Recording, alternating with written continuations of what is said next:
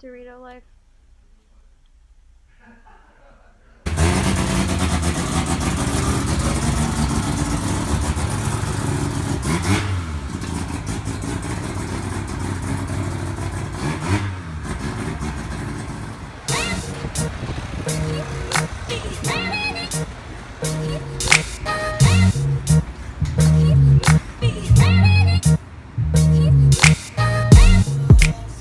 Hi everyone. So I'm finally start shooting some videos consistently, but in order to do that, I actually need to have a drift car where I live. My mission that I'm undertaking right now is getting the drift car from LA to San Francisco. How do you do that on a budget and without a truck or anything to tow it with? Well, you drive it. I literally haven't even driven this thing more than 10 miles. Other things that you need to do when you're going to drive your drift car on the street are things like get registration and insurance and license plates and all that exciting stuff. So me being kind of a procrastinator at times, I still don't even have new plates, title transferred, or registration yet, and I'm trying to leave tomorrow morning. Some advice, I just learned this like within the past 24 hours. There is AAA, and they apparently can act like a DMV. I'm just gonna get a membership tomorrow, roll up to AAA in the morning, and hopefully be able to do like the title transfer, temporary plates, registration, all of that, hopefully really fast. I already got insurance on the car, so that's taken care of. So once you get it legal to drive on the street, really all I'm doing for the car right now before I take it on such a long drive, I'm installing a new fuel pump. I am installing a manual boost controller just to get in there and done with.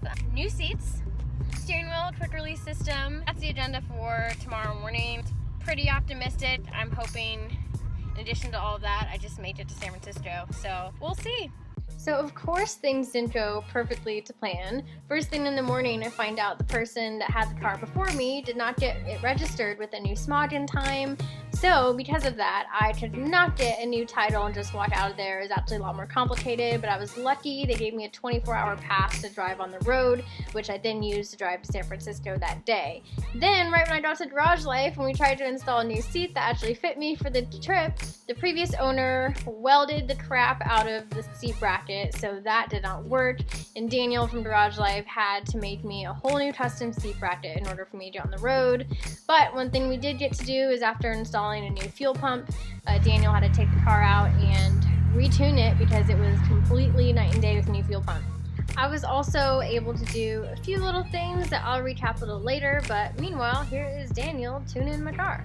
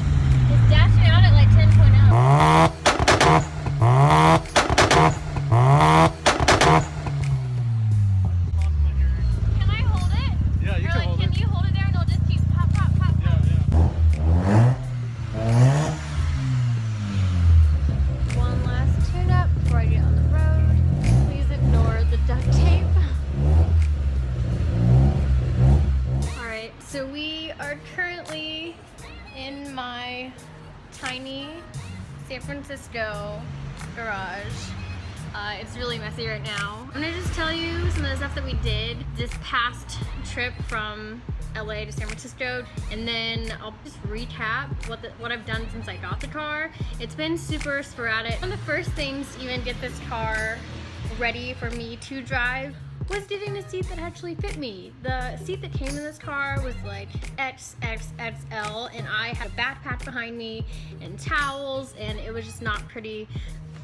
I got an NRG Seat. I'll post in the comment section what model this is. I can't remember off the top of my head, but it's awesome. It actually fits me, but it's not too small that other people can't drive the car. It's ready for a 5-point harness whenever I get one. We had some issues with the bracket because the person that had this car before had already welded to the original seat bracket, so that was honestly one of the biggest holdups in getting on the road and why I was pushed so late. I really quick just installed the quick release steering wheel hub and got natural wheel, which I love so much. Oh my gosh, it's awesome. This wheel is like the coolest wheel ever, so I'm super excited. And hang on, listen to this, the most satisfying thing ever.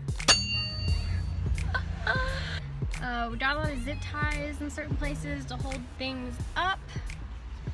Like part of the center console.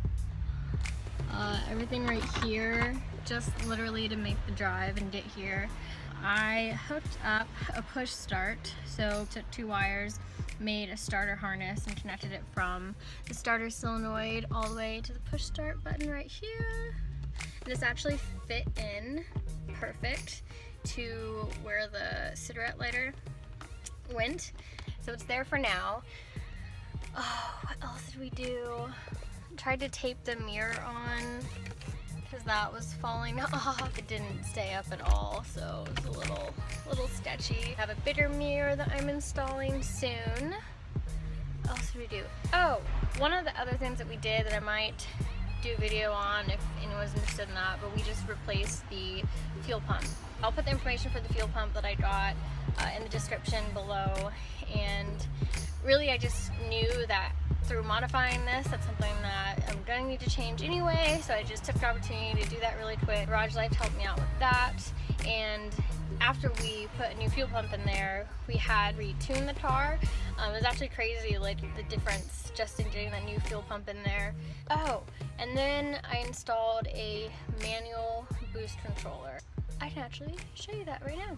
Of course it's purple. It wasn't hooked up to anything. I was actually just using a clamp, and just in getting on like a long road trip, I just wanted to make sure that that was secure. So for now it's hooked up there.